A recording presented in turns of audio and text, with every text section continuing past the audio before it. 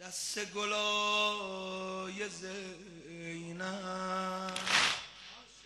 چی جور برم تا خیمه با بچه های زینب مونده خدا رو دستم دست گلای زینب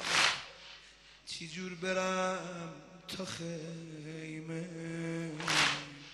با بچه های زینب دوتا کبوترش دو شاخه یا سپر دو جسم پاره پاره با دست تیغ لشگر دو جسم پاره پاره با دست تیغ از بدن دوتاشون دو رد خون چکیده از بدن دوتاشون دو رد خون چکیده خواهر کجاست ببینه داداش نفس بریده خواهر کجاست ببینه داداش نفس بریده آتیش شرم زینب به خرمن من افتاد با موندنش تو خیمه خیلی خجالتم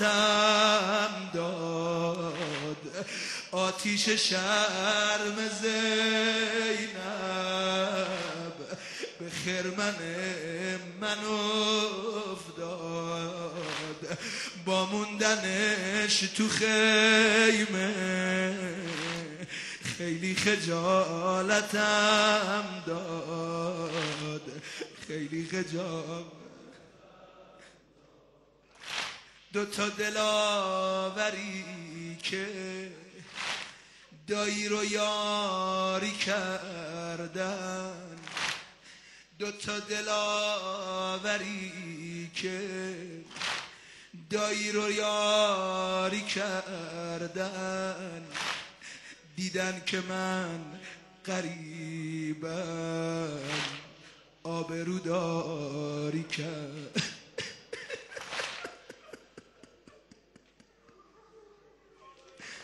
دوتا دلاوری که دایی رو یاری کردن دیدن که من غریبم آبرودار چرا رفتن دیگه نبینن مادر رو توی پیری